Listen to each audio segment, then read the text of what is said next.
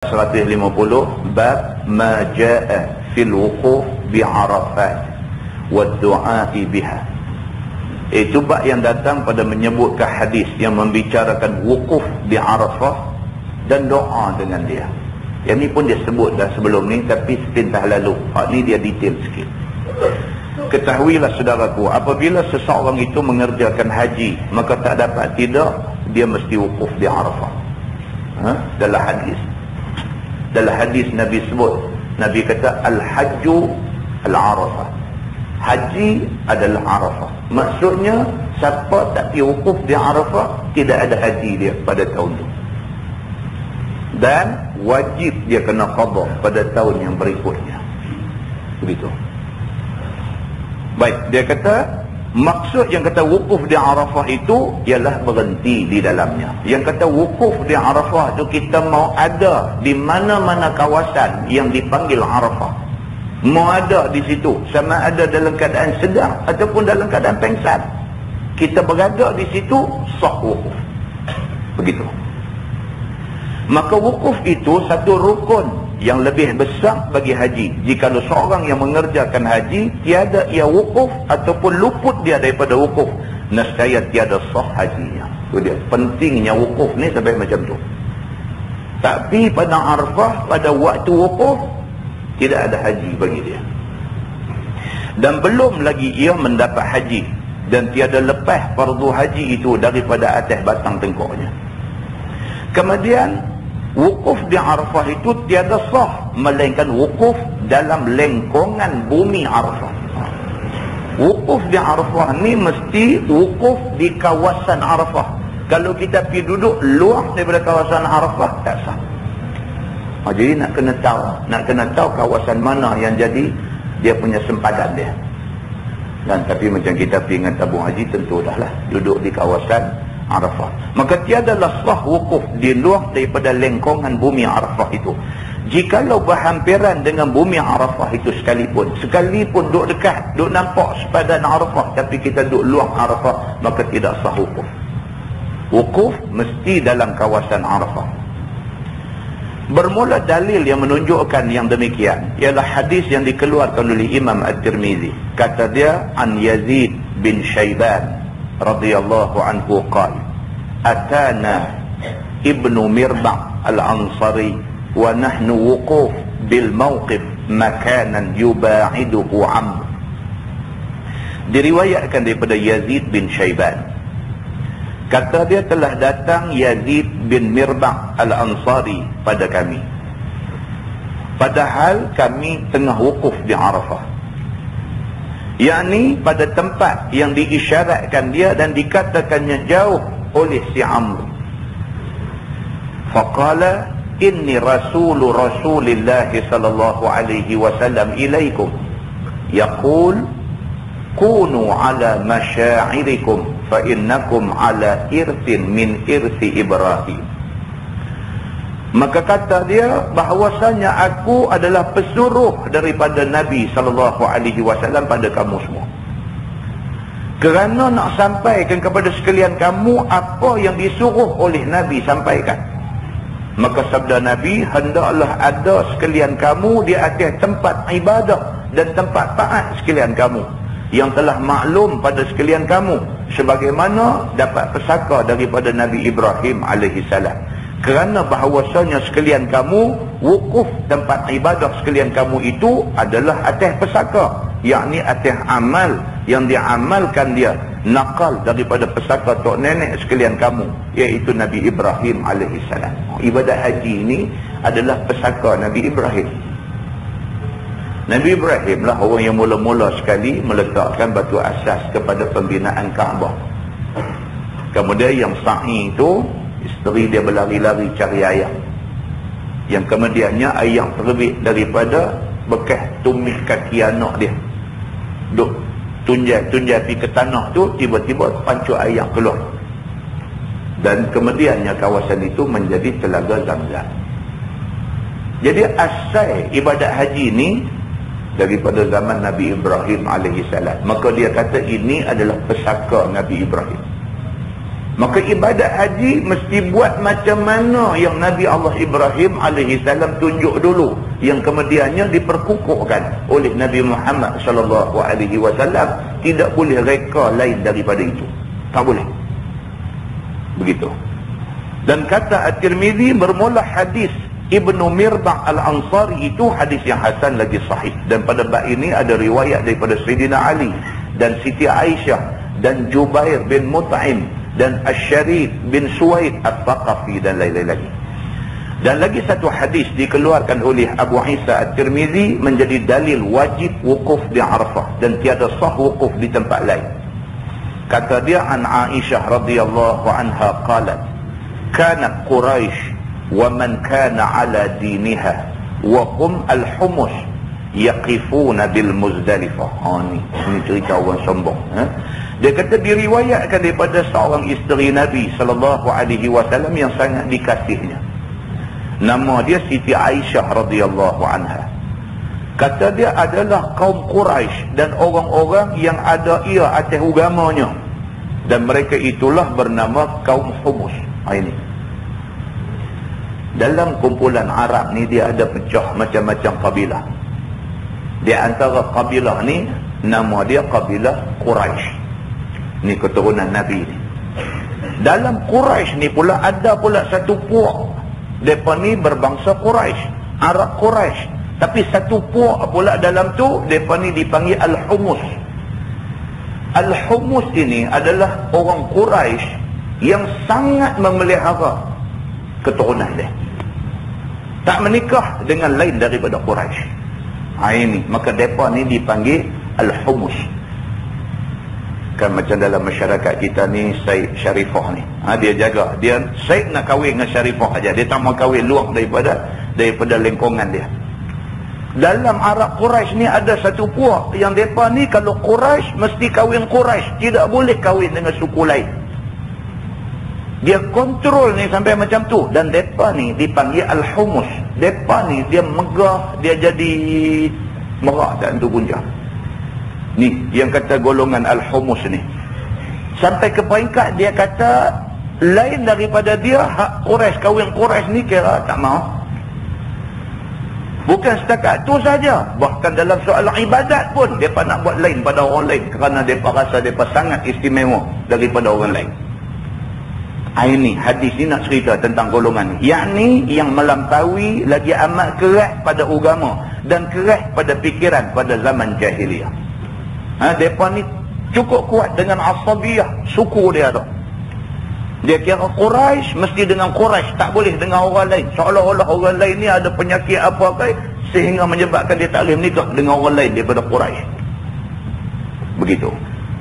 Maka berwukuf mereka itu di tempat yang bernama Muzdalifah, iaitu bumi yang lain daripada bumi Arafah. Dia tak mau pergi duduk di Arafah tu. Pasal apa? Pasal Arafah ni orang hak bangsa macam-macam pergi duduk. Dia ada rasa dia ni yang golongan yang mempertahankan Quraisy ni tak mau pergi bercampur dengan orang lain. Kerana mulianya dia ni nak duduk tempat lain, maka dia pun memilih untuk wukuf di Muzdalifah. Begitu. Maka perbuatan yang demikian ialah dengan fikiran mereka itu juga. Ini mereka sendiri fikir macam tu. Mereka fikir Quraisy tak boleh kahwin dengan lain daripada Quraisy. Walaupun hang Arab juga, tapi bukan Arab Quraisy, tak boleh kahwin. Oleh kerana kami ni jaga keturunan Quraisy dengan Quraisy ni, maka kami perlu mendapat privilege, mendapat keistimewaan, dan kami tak boleh nak bercampur dengan orang ikut suka. Mereka fikir macam tu. Sebaliknya itu pemikiran mereka sahaja. Dia kata agama tak ada suruh sampai macam tu. Begitu. Kerana mereka itu telah berdalih dengan kata seperti di dalam hadis ini, iaitu yaquluna nahnu qatinullah. Ini cakap sombong lah ni.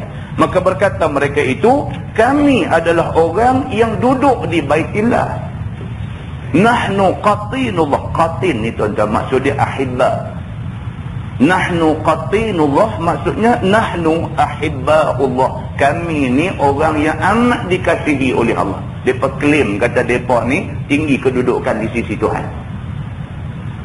Orang tanya pasal apa yang tak pergi wukuf di Arafah, sedangkan semua orang pergi wukuf di Arafah. Nabi sendiri pun wukuf di Arafah. Pasal apa yang hampa ni tak wukuf di Arafah? Dia jawab, nahnu qatinullah. Kami ni kekasih Allah. Kami ni orang kuat Allah. Nahnu ahibba'ullah. Kami ni orang yang sangat disayangi oleh Allah. Maka kami tak boleh pergi bercampur dengan orang kebanyakan. Maka bukannya kami orang dari luar. Dia kata kami bukan orang main daripada luar. Kami ni celik-celik mata, beranak, celik-celik mata, cerdik, besar di Mekah, sebelah Kaabah. Maka kami orang istimewa. Maka dengan kerana itu, kami wukuf di Muzdalifah. Dan orang-orang yang bukan tinggal di Mekah, biar mereka wukuf di Arafah. Sombonglah. Sombong. Islam tak ada tempat orang sombong. Islam tak ada tempat untuk orang yang sombong macam ni. Begitu. Maka sebenarnya pula orang-orang lain daripada mereka itu sekaliannya wukuf di Arafah. Dalam masa yang sama, orang lain semua pergi wukuf duduk di Arafah. Mereka saja duduk di Muzdalifah, tetapi mereka niat wukuf di situ. Begitu. Sambung hadis tu, wa kana man siwahum yaqifuna bi Arafah. Fa anzalallahu ta'ala, thumma afidu min haitsu afadha an-nas. Dan adalah orang-orang lain daripada mereka, wukuf mereka itu di bumi Arafah. Dengan kerana itu, turun firman Allah yang membatalkan pemikiran zaman kebodohan itu. Dan terpakai hukum Tuhan yang maha adil. Pandang sama rata. Tiada pilih besar kecil pangkat. Maka siapa-siapa jua pun mesti ikut firman itu. Iaitu firman Allah, kembali, kemudian kembali sekalian kamu dari tempat yang telah kembali orang-orang. Maka sekarang semua orang kembali dari Arafah ke Mekah, maka hendaklah kamu semua pun demikian juga. Turun ayat ni kerana nak tegur golongan yang sombong ni. Turun ayat ni kerana nak tegur mereka. Allah Subhanahu wa ta'ala kata, kalau orang lain boleh balik daripada Arafah balik mai ke Mekah, pasal apa hampa tidak boleh balik daripada Arafah ke Mekah? Pasal apa hampa nak kena balik daripada Muzdalifah ke Mekah? Turun ayat ni tegur mereka. Maka jangan kembali dari Muzdalifah sahaja seperti mana orang-orang zaman jahiliah. Maka yang demikian itu, yakni wukuf di Muzdalifah itu, keluar daripada hukum Allah Subhanahu wa ta'ala. Hak tu tak betul. Kalau buat, hampa tak dapat haji. Pasal Muzdalifah bukan tempat wukuf. Kata At-Tirmizi, ini hadis hasan lagi sahih. Tajuk baru, bab ma jaa anna Arafata kulluha mawqif. Itu bab yang datang pada menyatakan hadis yang membicarakan bumi Arafah itu semuanya tempat wukuf. Nama kata Arafah semua tempat wukuf. Ketahuilah saudaraku, bumi Arafah itulah tempat wukuf bagi sekalian orang yang buat haji. Maka tiada pula bumi Arafah itu tertentu pula setumpuk-setumpuk sahaja akan menjadi tempat wukuf. Bahkan semua sekali bumi Arafah adalah tempat wukuf. Dia tak ada tempat-tempat tertentu. Semua kawasan tu adalah tempat wukuf. Kan?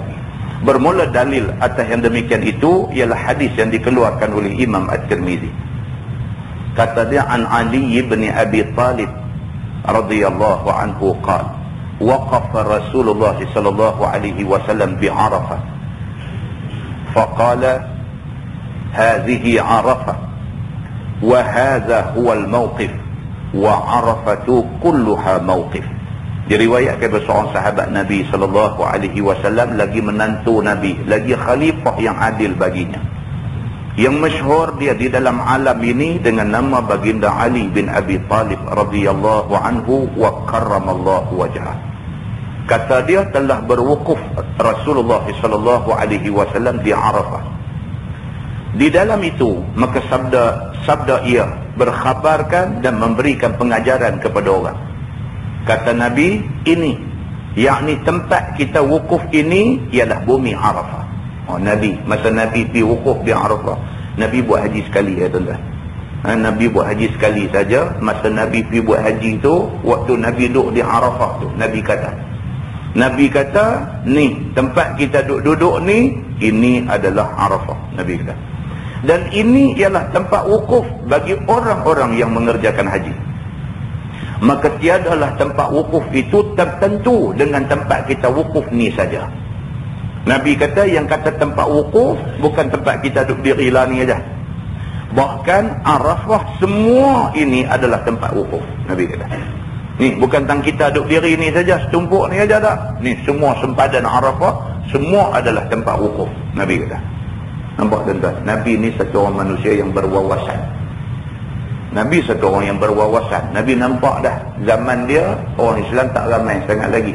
Tapi ke depan esok orang Islam akan jadi bilion-bilion orang. Maka Nabi habaq dah. Nabi habaq dah tempat wukuf ni bukan tang ni saja. Kalau esok hampa pergi duk faham kata tang kita duk berdiri 40 orang, 400 orang ni saja tempat wukuf, dia turun mai 3 juta nak duduk tang mana? Jadi Nabi habaq dah. Yang kata Arafah bukan tempat kita duduk berdiri ni saja. Semua ni tempat ni yang nama Arafah ni semua boleh buat tempat wukuf. Nabi kata. Itu cakap berwawasan. Begitu.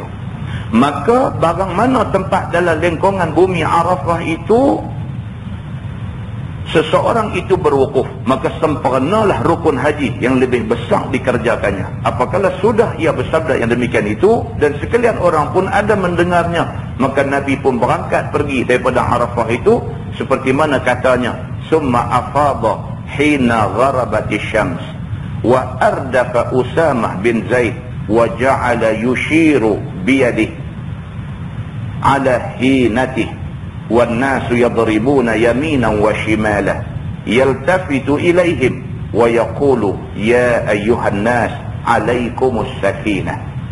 Maksudnya kemudian bertolak dan berangkat Nabi SAW dari Arafah dengan sekalian jemaah yang mengerjakan haji. Dah habis Nabi bagi bercakap depan orang semua. Nabi kata Arafah bukan tempat kita berdiri ni saja. Seluruh kawasan Arafah ni adalah tempat untuk wukuf. Nabi kata. Lepas Nabi kata macam tu, Nabi terus nak berangkat daripada Arafah, keluar daripada Arafah nak menuju ke tempat lain. Kemudian bertolak dan berangkat Nabi SAW dari Arafah dengan sekalian jemaah yang buat haji. Pada waktu masuk matahari. Nabi keluar daripada bumi Arafah selepas maghrib. Masuk matahari. Maksudnya masa ghurub matahari, waktu maghrib. Dan dinaikkannya di belakangnya, yakni di atas untanya akan Usamah bin Zaid. Ni tuan-tuan, kita jumpa banyak kali ni.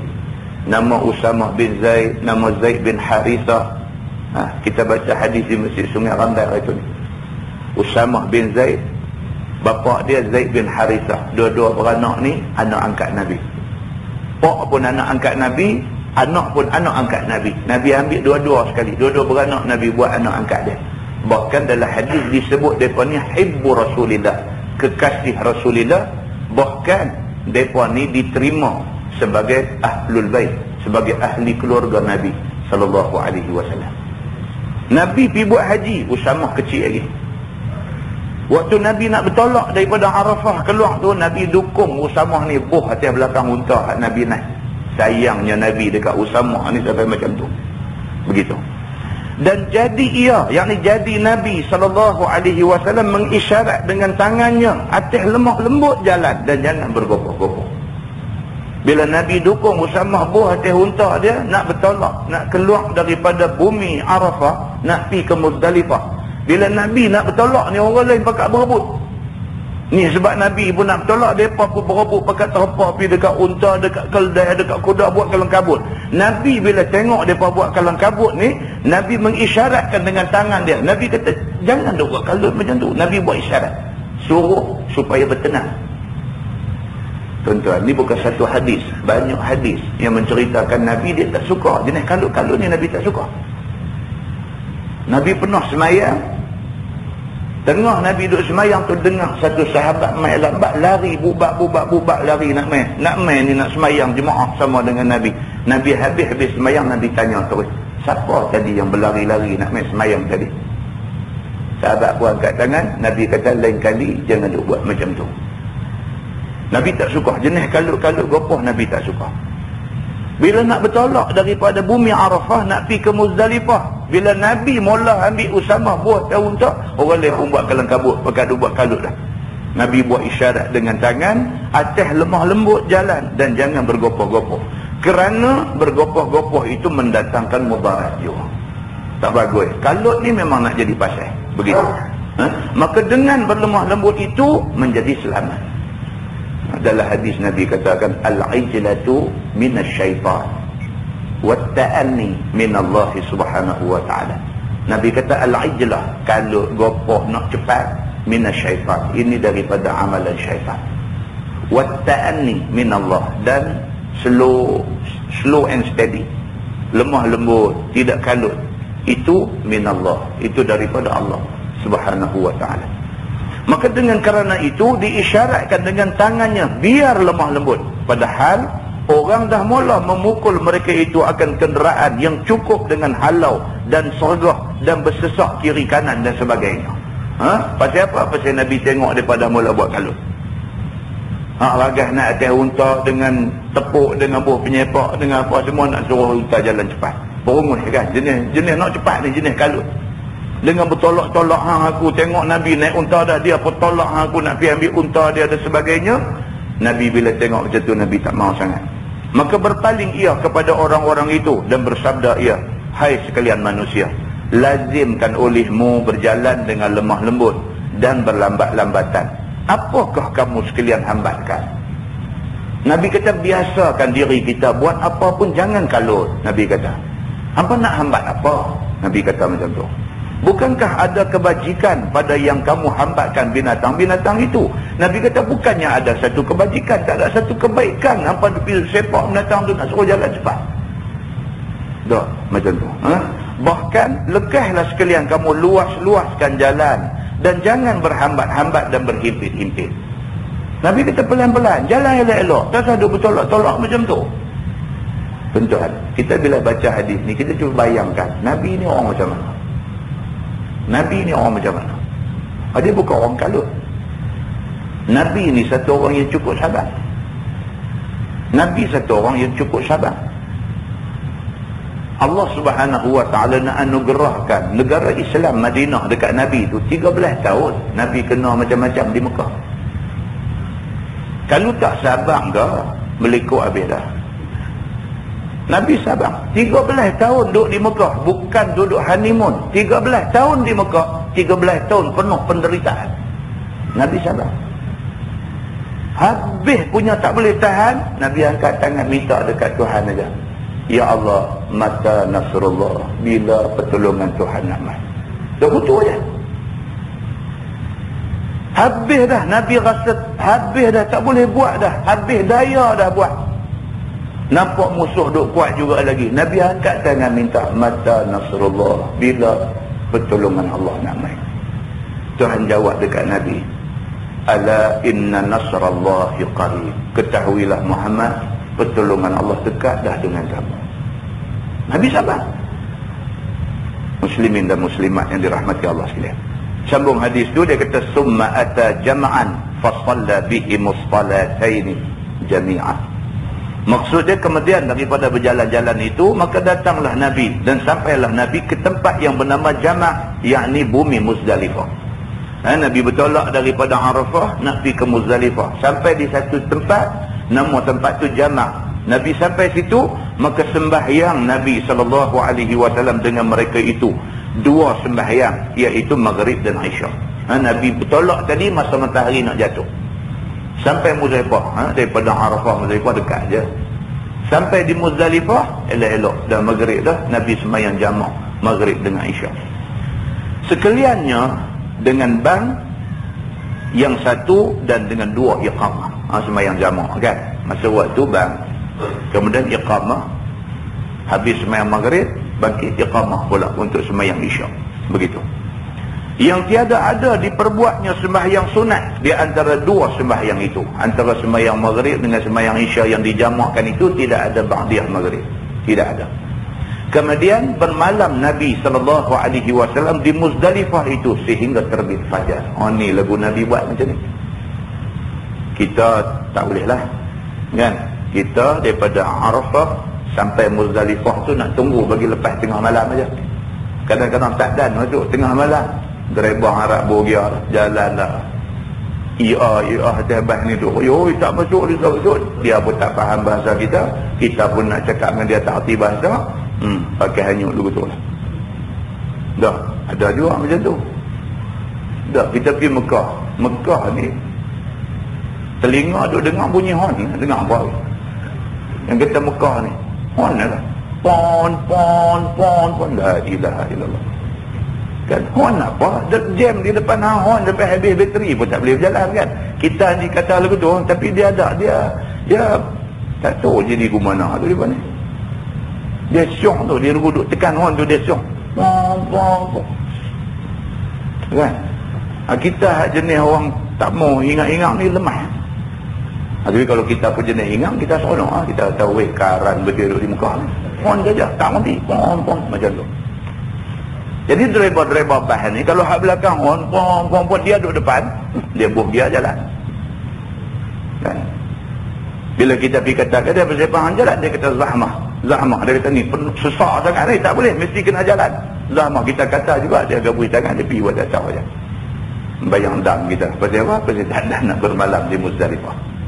Ini keadaannya berlaku. Nabi SAW daripada Arafah sampai di Muzdalifah. Bila sampai di Muzdalifah, Nabi semayang jamak maghrib dengan Isya. Lepas itu Nabi bermalam dulu di situ. Yang kata mabit di Muzdalifah ni, bermalam di Muzdalifah ni, memang Nabi tidur dulu di situ. Tunggu sampai terbit fajar esok.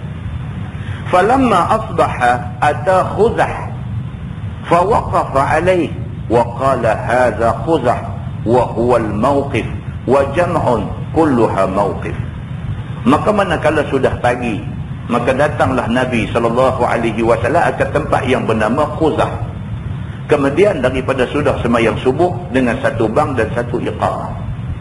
Lepas dah duduk di Muzdalifah sampai pagi, masuk subuh, bang, semayang subuh. Lepas semayang subuh, Nabi bertolak ke satu tempat yang bernama Khuzah. Maka wukuf. Wukuf maksudnya berhenti. Bukan maksud hidup wukuf pula lagu yang Arafah pula tadi ni. Wukuf itu bahasa Arab, maksudnya berhenti. Maka wukuf dia di atasnya dan bersabda, ya Nabi berhenti di satu tempat yang bernama Khuzah ni. Kemudian Nabi kata, ini tempat bernama Khuzah, Nabi kata, dan ia adalah tempat berhenti, yakni berhenti di Masy'aril Haram pada pagi hari yang ke-10 bulan Zulhijjah, yakni pagi hari raya haji. Nabi sebelum masuk dalam kawasan Mina tu, Nabi berhenti di Khuzah ni dulu. Ini kita baca, tahu lah kata Nabi buat begitu. Kita tak boleh buat macam esok so kita ikut kenderaan. Begitu. Dan sabda Nabi SAW lagi, dan jamak, yakni bumi Muzdalifah sekaliannya adalah tempat berhenti dan tempat bermalam pada malam raya itu. Tadi ni, tempat jamak Nabi berhenti, Nabi tidur sampai pagi tadi pun tempat berhenti. Khuzah ni pun tempat berhenti. Nabi kata macam tu. Summa afadha hatta intaha ila wadi Muhassir faqara'a naqatahu fakhabbat hatta jawaza al-wadi fawaqafa wa ardafa al-fadlah. Kemudian daripada sudah berhenti Nabi SAW di Masy'aril Haram itu, maka ia pun bertolak berjalan pula hingga sampai kepada tempat yang bernama Wadi Muhassir, iaitu tempat gajah tentera Abraha kena kebinasaan seperti cerita dalam Quran. Kita dah baca surah Al-Fil tu. Alam tara kaifa fa'ala rabbuka bi ashabil fil tu. Cerita tentang pasukan tentera bergajah yang dipimpin oleh satu orang yang bernama Abraha. Dia ni pimpin tentera kerana tujuan dia satu aja. Tujuan dia nanti peruntuh Kaabah. Pasal sakit hati Kaabah ni menjadi tempat tumpuan orang. Kerana sakit hati dia nak pergi pelikukan Kaabah. Mudah-mudahan dengan itu dia ada buat satu masjid cantik supaya orang pakat pergi masjid dia. Ini Abraha. Tapi sampai tengah jalan, tarmihim bihijaratin min sijil. Tuhan hantar burung ababil pergi lepas batu-batu daripada neraka sijil. Faja'alakum ka'asfin makul. Maka jadi mereka ni macam daun yang kena makan ulat. Badan jadi bersarang macam kena tembak M16 tu. Bersarang badan. Kawasan tu terletak berhampiran dengan Mina. Jadi Nabi SAW masa buat haji ni, daripada Arafah mai Muzdalifah. Muzdalifah nak masuk mai ke Mina ni, Nabi melintasi kawasan ni. Kawasan yang dulunya menjadi tempat tentera Abraha kena serang dengan burung ababil tentera Tuhan ni. Jadi bila Nabi sampai di situ, maka apabila sampai Nabi ke tempat ini, maka Nabi pun memecut untanya, maka berlarilah untanya hingga melampaui wadi itu. Maka berhenti ia di situ dan menaik ia akan Al-Fadl ke atas untanya, didudukkan Al-Fadl di belakangnya. Nabi bila lalu kawasan tu, Nabi suruh, Nabi buat bagi unta ni berjalan laju nak lepas kawasan tu. Pasal apa? Pasal itu kawasan orang yang zalim dibinasakan. Dia ada hadis lain lagi tentang, kita dah biasa baca dalam mukadimah di masjid mana dulu, kawasan yang dikenal pasti sebagai kawasan orang-orang jahat yang dibinasakan oleh Tuhan. Kalau kita ditakdirkan nak lalu kawasan tu, disuruh kita lalu cepat-cepat dan dalam keadaan tutup kepala dengan apa-apa kain. Kan kalau kita pergi kawasan-kawasan macam tu, pergi tengok apa nama noh, laut mati mana noh, tempat apa nama umat Nabi Lut kena terak turun tu. Kalau pergi tentu tu dia suruh kita supaya jalan cepat-cepat, dan masa nak lintas kawasan tu ambil satu kain tutup atas kepala sebagai isyarat kepada kita tak mau bala yang seumpama tu kena kita. Isyaratnya begitu. Disuruh oleh Nabi SAW. Itu bukan petua orang tua. Itu hadis Nabi SAW. Maka Nabi sendiri bila dia nak lintas kawasan yang menjadi tempat Abrahah kena dulu ni, Nabi nak lintas kawasan daripada tu, Nabi ambil Al-Fadl buah atas belakang untanya, didudukkan Al-Fadl ni di belakang untanya juga. Adalah Al-Fadl itu ialah saudara sepupu Nabi. Al-Fadl, anda pernah dengar nama dia? Ini orang terkenal juga, Al-Fadl bin Al-Abbas, anak kepada Al-Abbas. Al-Abbas ponakan Nabi, yang kita baca dalam tafsir di masjid ni minggu keempat. Al-Abbas kena tangkap sewaktu perang Badar tu. Kemudian satu orang yang bernama Huzaifah, dia marah dekat Al-Abbas ni bila Nabi nak minta suruh bebas Al-Abbas. Dia kata dia tak akan bebas apa semua ni. Ni Al-Abbas ni anak dia nama Al-Fadl. Al-Abbas pak penakan Nabi, maka anak Al-Abbas pupu Nabi. Al-Fadl ini semasa Nabi SAW sakit tenat, Nabi nak keluar semayang hari penghabis sebelum wafat. Nabi nak keluar tu, siapa mai pimpin Nabi? Di antaranya ialah Al-Fadl. Dia mai pimpin Nabi buat keluar. Ini Al-Fadl, sepupu Nabi SAW. Dia adalah sepupu, iaitu anak bapa saudara Nabi yang bernama Al-Abbas bin Abdul Muttalib. Kata dia, "Thumma atal jamrah فرماها ثم أتى المنحر فقال هذا المنحر ومنا كلها منحر." Kemudian daripada itu maka datanglah Nabi SAW akan Jamratul Aqabah. Baru sampai di Mina, sampai di Jamrah ni, di Jamratul Aqabah. Maka melontak Nabi akan Jamratul Aqabah itu dengan anak batu yang dikutipnya di Muzdalifah tadi. Melontak daripada atas unta juga. Nabi dalam keadaan duduk naik unta, Nabi lontak Jamratul Aqabah. Maka Jamratul Aqabah itu letaknya ialah pada awal-awal bumi yang bernama Mina. Mula-mula sampai tu jumpa Jamratul Aqabah, dia kata. Kemudian berjalan lagi ia sehingga datang dia akan Manhar, iaitu tempat Nabi Ibrahim alaihissalam menyembelih anak dia yang bernama Nabi Ismail alaihissalam. Manhar, Manhar ni dalam nahwu Arab dia kata masdar lah, isim masdar. Manhar maksud dia tempat sembelihan. Tuan-tuan, kita pergi Mekah, bila sampai di Mina ni, lapang-lapangkanlah masa berjalan pergi ke Manhar ni. Dia tak jauh dengan tempat kemah kita duduk ni. Kawasan mereka simpan binatang-binatang yang nak disembelih, yang nak dikorbankan ni. Tempat tu dia panggil Manhar. Di situ tu, tempat yang kerajaan Saudi buat tempat letak kibas, letak kambing, letak unta nak sembelih ni. Tentulah dulu Nabi Ibrahim alaihissalam diperintahkan oleh Allah sembelih anak dia Nabi Ismail. Tuan-tuan, kita kalau pergi Mekah ni, kalau kita tahu tiap-tiap tempat tu seronok. Bukan seronok bina, seronok ni dah. Seronok maksud kata kita rasa kesan dia tu dekat kita. Berbanding dengan pergi tak tahu apa, pakai rodong, redah ikut dan tak syok. Dia kena tahu. Lebih-lebih lagi tempat yang bersangkut dengan ibadat macam ni. Yang kata Manhar tu tang mana, apa dia, pasal apa panggil Manhar, tempat sembelih pasal apa semua kita tahu. Bila kita tahu, kita tengok tempat tu, kita boleh link, kita boleh relate mai dekat pengetahuan yang ada dalam kepala kita, dia punya kesan pi haji itu cukup kuat. Cukup kuat.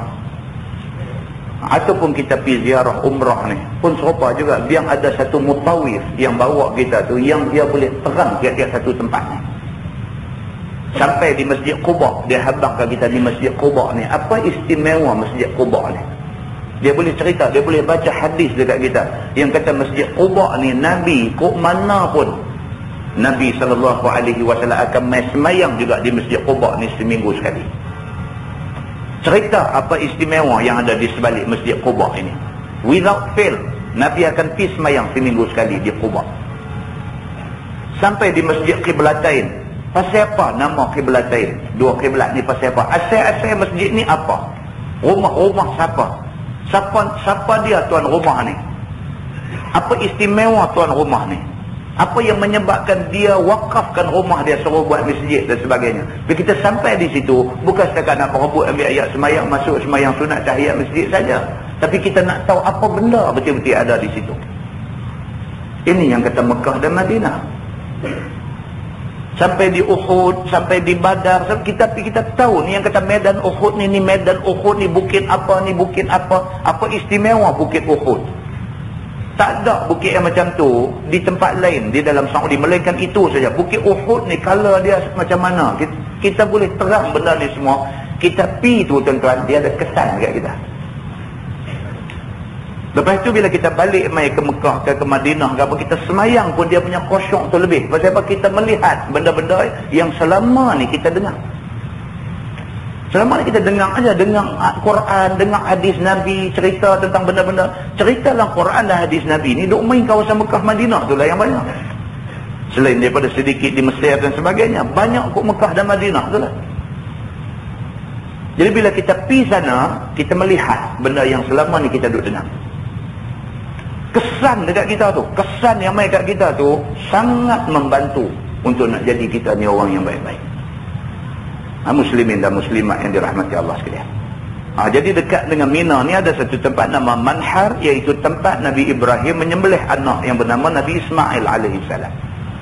Maka sabdanya, ini Manhar. Nabi kata ni, tempat yang kita ni ini Manhar, iaitu tempat yang dulunya Nabi Ibrahim sembelih anak dia Nabi Ismail. Tempat sembelih. Dan Mina sekaliannya adalah Manhar. Ni, kawasan Mina ini dianggap sebagai Manhar. Nabi kata. Begitu. Wastaftathu jariyatun syabbatun min khas'am. Faqalat, inna abi syaikhun kabir. Qad adrakathu faridatullah fil hajj. Apa yujzi'u an ahujja anhu. Ni pula dia buat main selingan punya cerita pula. Dan telah bertanya akan dia, yakni telah bertanya, ada orang tanya kepada Nabi SAW, seorang perempuan muda yang segak daripada satu kabilah yang bernama Khas'am. Nabi main daripada Arafah, main Muzdalifah, tidur dulu sampai pagi.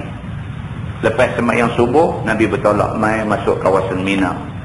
Lepas Nabi melontar di Jamratul Aqabah, Nabi pergi ke satu tempat bernama Manhar, tempat dulu Nabi Ibrahim sembelih anak dia. Kemudian Nabi kata Mina ni seluruhnya dipanggil Manhar. Lepas pada Nabi kata macam tu, tiba-tiba satu orang perempuan muda segak mai depan Nabi SAW. Dia ni satu orang perempuan daripada kabilah yang bernama Khas'am. Maka kata perempuan itu, ya Rasulullah, bahawasanya bapa saya satu orang yang sudah sangat tua. Sesungguhnya telah mendapat akan dia, yakni telah mewajibkan dia oleh Allah akan kerja haji pada waktu dia sudah tua.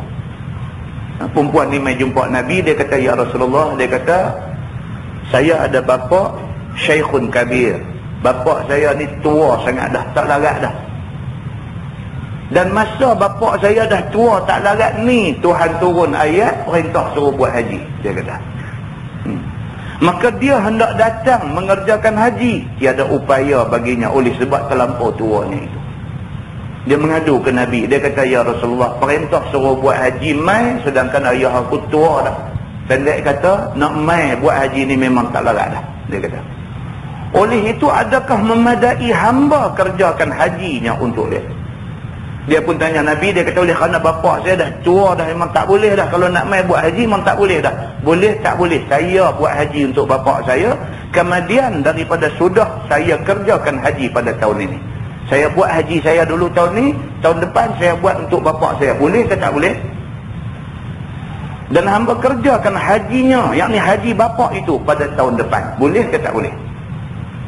Apabila didengar oleh Nabi SAW akan soal itu, maka ia pun lalu menyahutnya.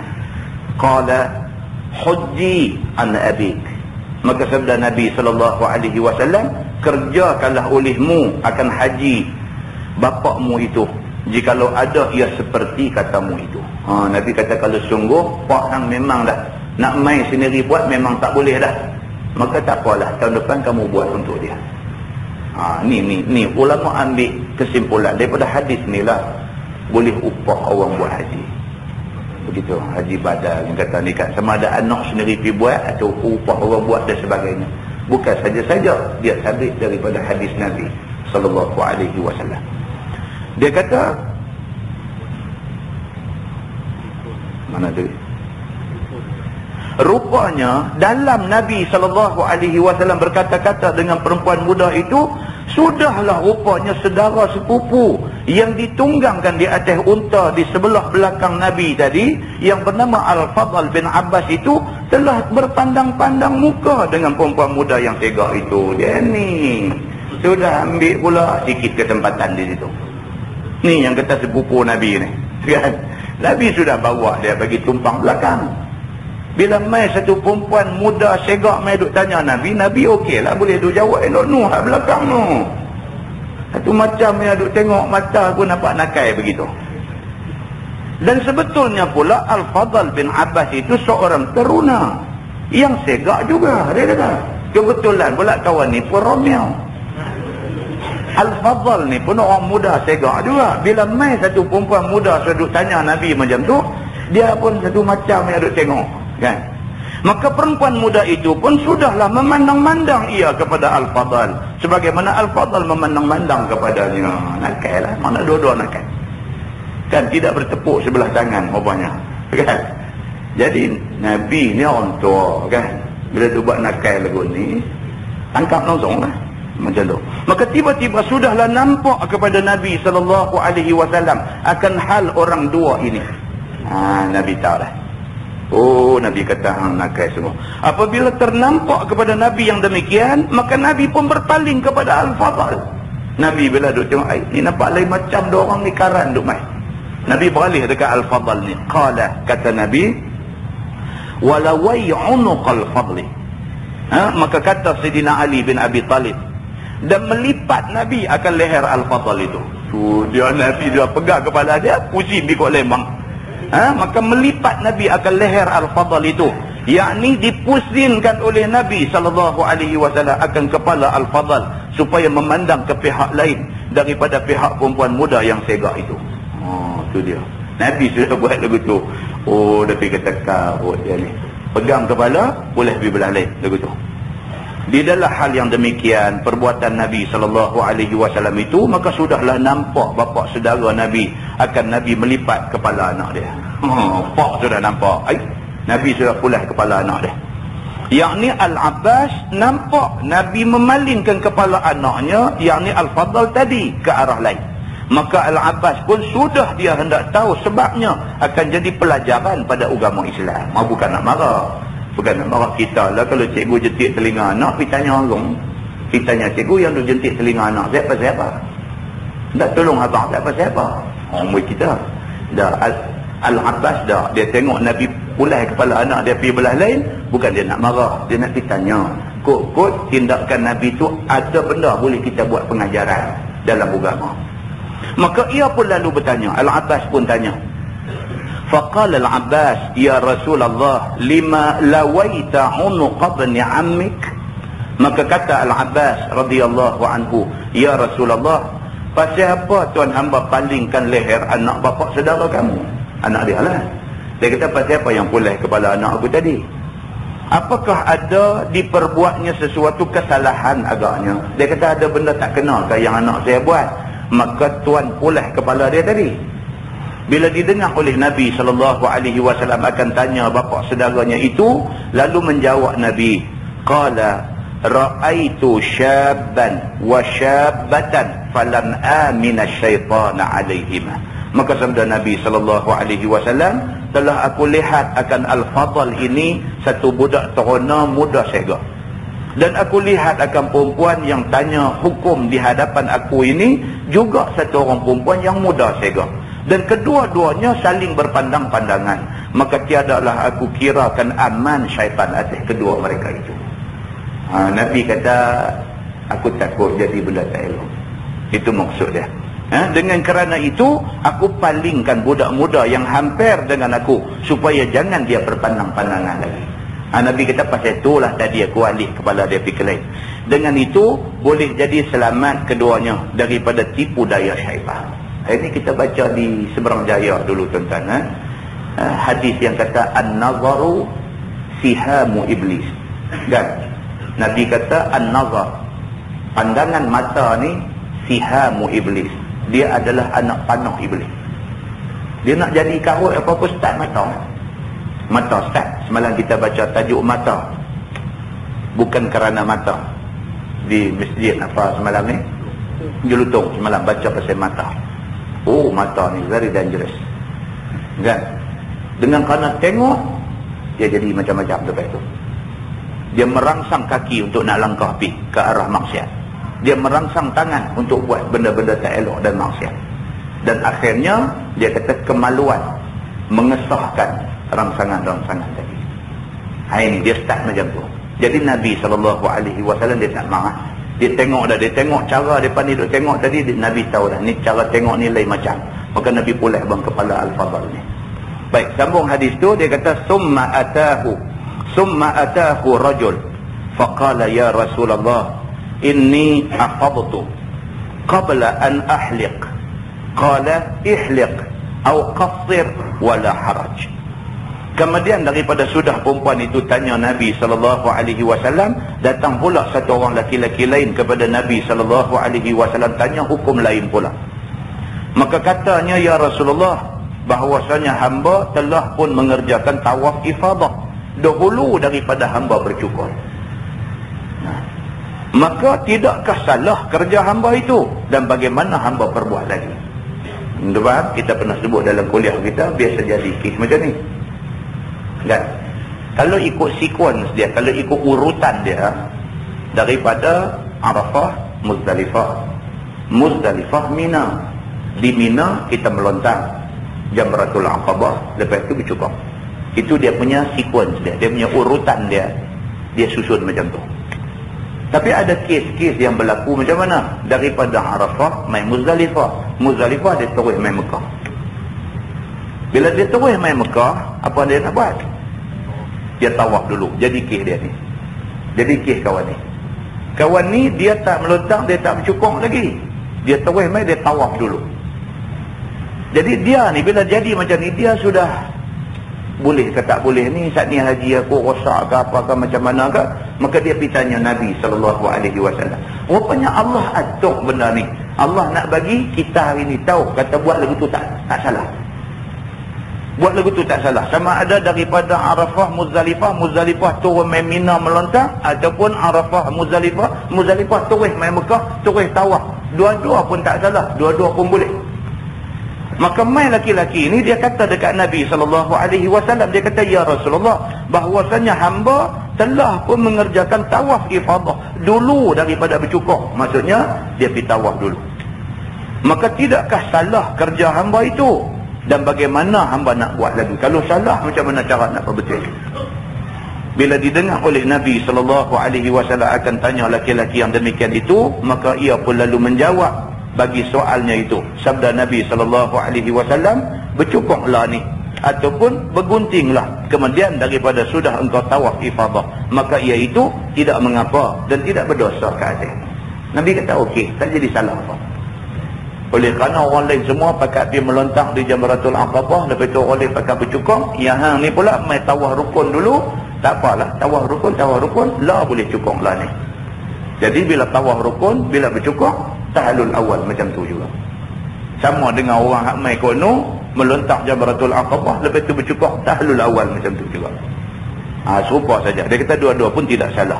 Kemudian daripada sudah laki-laki itu bertanya Nabi SAW, datang pula laki-laki lain tanya Nabi. Bila dia seorang start tanya, dia bukan nak tanya.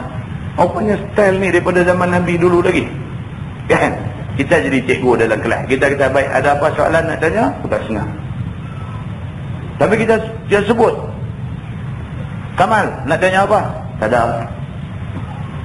Kita tengok Leman, nak tanya apa? Tak ada. Betul ni, tak ada saya tanya. Seorang mula tanya lu. Ustaz ada satu Ustaz. Seorang tanya, dia pekat tanya, kita tak boleh keluar kelas pula dah.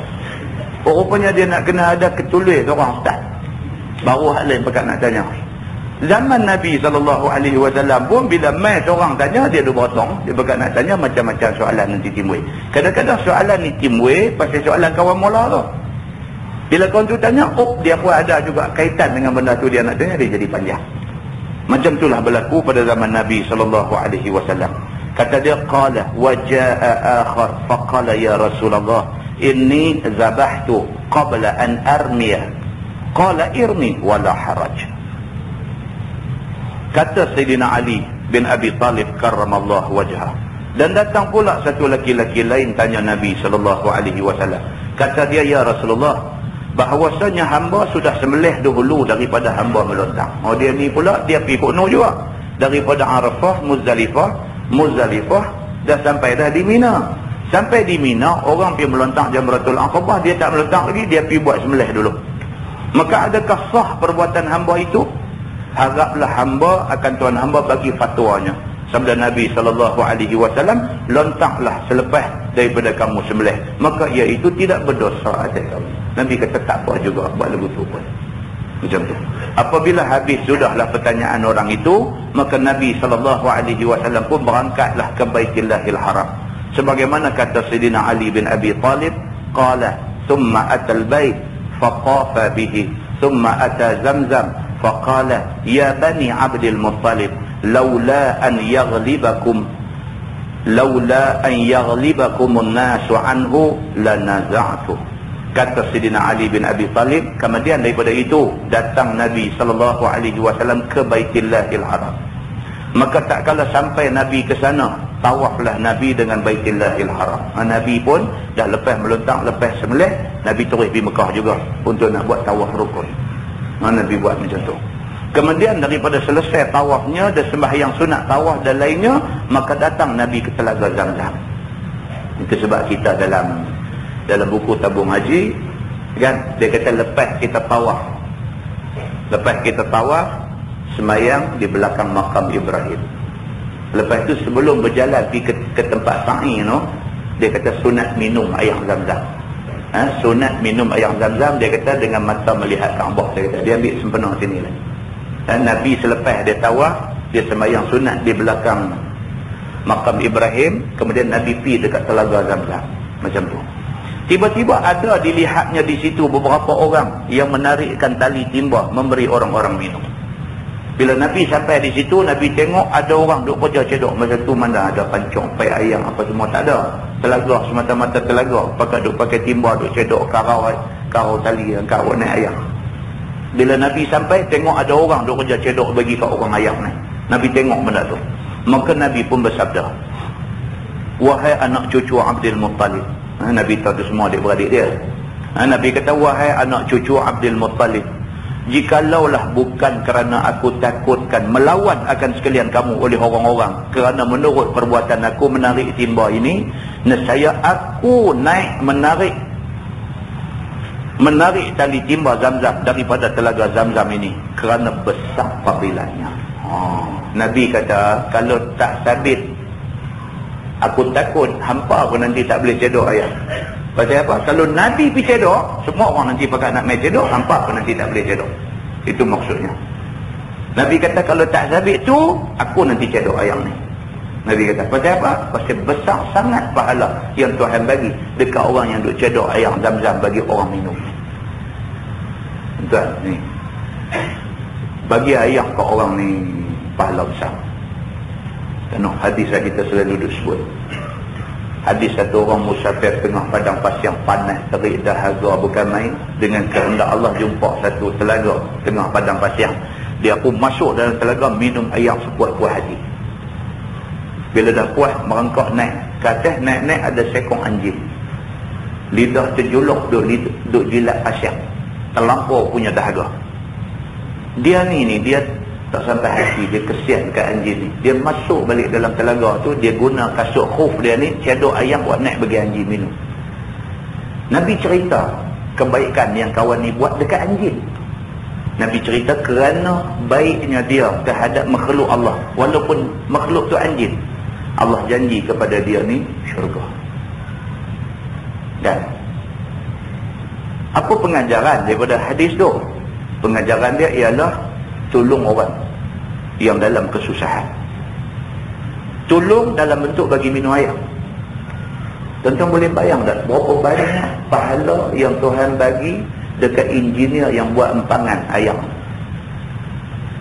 Engineer dan juga boroh-boroh apa yang terlibat dalam membina empangan tu, air yang supply kepada seluruh rakyat ni. Oh, banyak pahala dapat kat mereka ni. Kalau sekiranya mereka niat mereka buat ni kerana Allah, boleh pahala tuan-tuan. Kita buka pacok, kata air keluar tu mereka boleh pahala. Pasal apa? Pasal air tu kerana empangan ada empangan tu siapa buat. Kalau turun pergi cedok air bagi orang minum pun Allah boleh janji. Cedok air bagi anjing minum pun Allah boleh janji syurga. Apatah lagi ni buat air untuk kegunaan seluruh manusia, untuk ibadat, untuk makan minum, untuk guna hari-hari, berapa besar pahala. Yang tu sebab kata jangan, bukan kata anak jadi ustaz aja boleh pahala besar. Anak kita jadi engineer pun boleh pahala besar. Tapi niat bagi cantik. Innamal a'malu binniyat. Kita abang kat dia, abang jadi engineer, abang buat kerja macam ni, abang pahala jenuh. Bagi tahu kat dia, dia rasa tugas dia tu Islam iktiraf. Muslimin dan muslimat yang dirahmati Allah sekalian. Ni pula malam ni dia cerita pasal duk cedok air Zam-Zam bagi orang minum. Nabi bila tengok-tengok buat ni punya kerja ni, cedok air bagi orang minum, cedok air bagi orang minum. Nabi tengok-tengok, Nabi terus kata dekat mereka hak cedok air ni. Nabi kata, aku pun teringin nak cedok air bagi orang minum. Tapi kalau aku cedok, saat lagi semua orang nanti pakat nama cedok, hampa pun nanti tak boleh cedok. Tapi tak apalah, Nabi kata hampa terus buat kerja ni, pahala yang Allah janji dekat hampa cukup besar. Muslimin dan muslimat yang dirahmati Allah. Apalah lagi engineer yang buat sistem tu, sistem yang boleh sedut air daripada telaga Zam-Zam bagi kemudahan dekat orang haji lah ni. Kita pergi Mekah lah ni bukan gaduh hidup masuk dalam telaga cedok air dah, buka pancung je, keluar tu keluar Zam-Zam, air Zam-Zam.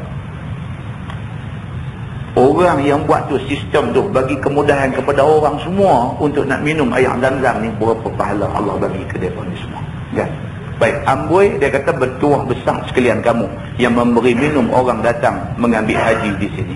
Kata At-Tirmizi, dan pada bab ini ada riwayat daripada Jabir bin Abdullah, dan bermula hadis Sayyidina Ali bin Abi Talib itu ialah hadis yang hasan lagi sahih, dan bermula amal atas ini hadis di sisi ahli ilmi, memikir mereka itu bahawasanya harus menjamak antara zuhur asam di Arafah dan pada waktu zuhur. Dan kata setengah daripada ahli ilmi, apabila semayang seorang laki-laki dalam kenderaan dan tiada hadir, dia akan semayang serta imam. Jika suka ia, boleh ia jamakkan antara dua semayang seperti barang yang memperbuat oleh imam. Boleh. Sama ada semayang berimam pun boleh, nak semayang secara seorang-seorang pun jamak pun boleh. Pasal apa? Pasal sabit daripada hadis ni tadi. Wallahualam. Lepas ni kita tengok masalah keluar dari Mina ke Arafah, di mana tempat berhenti untuk nak mendirikan kemah. Ini pun tuan-tuan, nanti kita terkejut juga satu.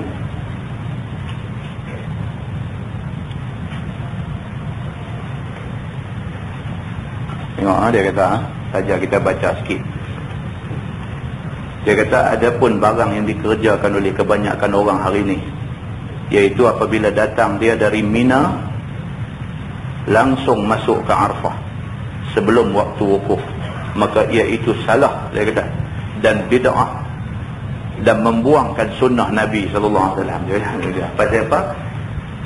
Nak masuk ke Mina, nak masuk ke Arafah tu, dia kata, masuk selepas dah masuk waktu untuk wukuf.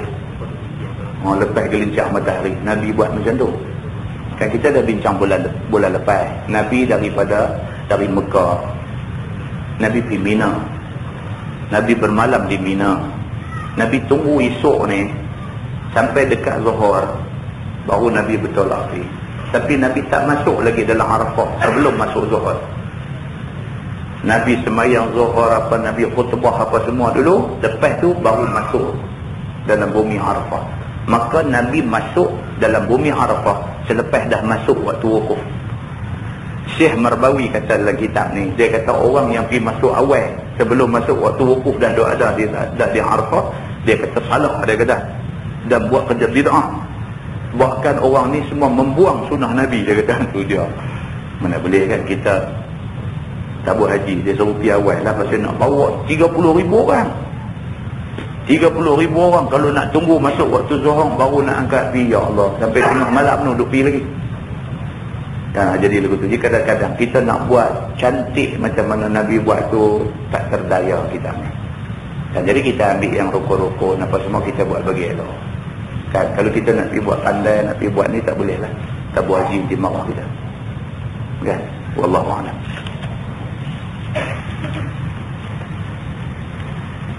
Semasa dalam ihram, boleh atau tak boleh kita tutup kepala apabila masuk tandas? Boleh. Orang perempuan memang tutup nah. Orang lelaki dia nak buat lagu macam dia tak duduk dalam ihram. Kita dalam keadaan biasa ni, bila masuk tandas, sunat kita letak apa-apa atas kepala. Sunat kita ambil kain ke apa ke letak atas kepala. Tapi sewaktu dalam ihram tak boleh. Sebab ihram orang lelaki itu ialah kepala. Ihram orang lelaki itu ialah kepala. Kalau takdir kita mati dalam ihram, mayat kita tak bungkus kepala. Dia bawa kita gitu je lah. Dalam keadaan kepala tak bungkus. Dia perusung tu nampak kepala duk golek kiri kanan macam tu. Pasal ihram orang lelaki itu di kepala. Kalau mati dalam ihram, mayat dia dikebumikan tak bungkus kepala. Jadi masuk tandas ke apa-apa tidak boleh tutup kepala. Kita dah bincang dah tajuk ni dulu. Payung boleh pakai kan, tapi tak satu benda yang menyentuh kepala tidak boleh. Begitu. Untuk mendapat tahallul awal, bolehkah kita tawaf kemudian bercukur sebelum melentang Jamratul Aqabah? Tu kita baca tadi ya. Maksud jawab dia boleh lah. Ini semua banyak benda kita cakap dah tadi.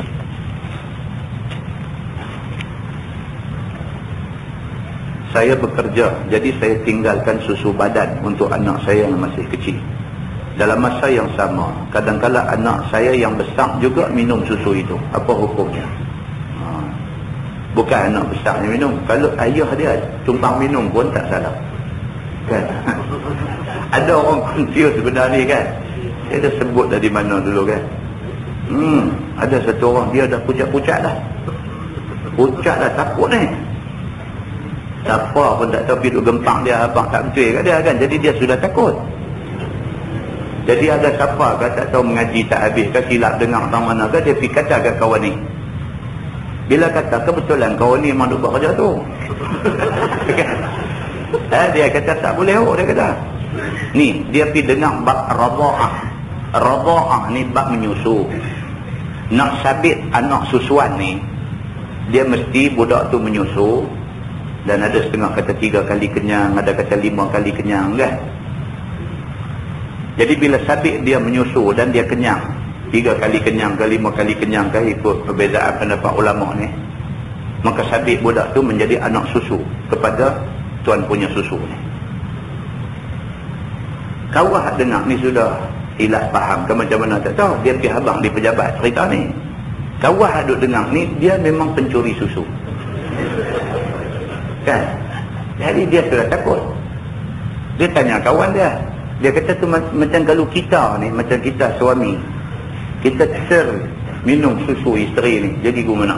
Dia kata jadi anak susu.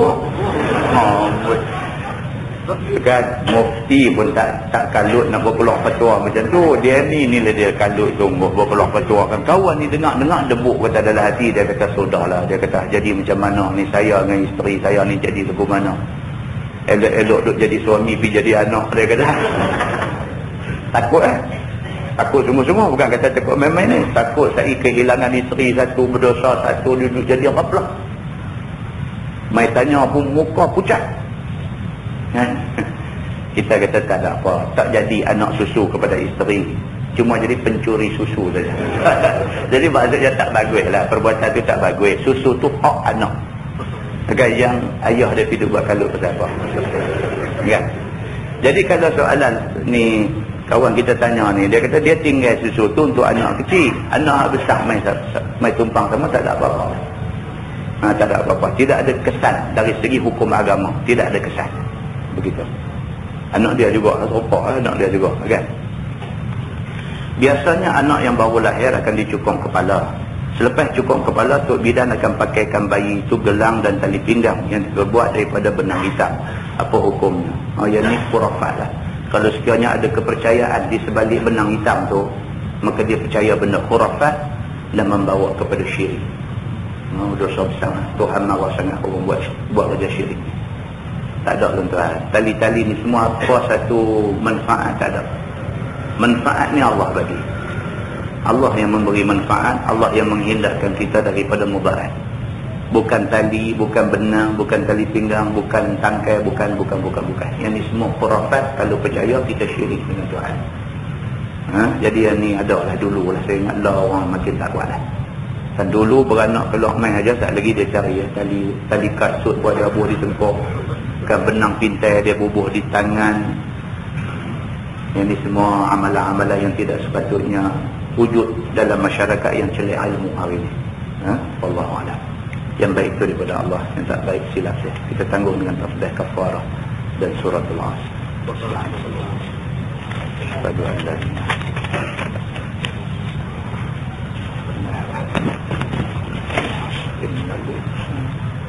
إلا الذين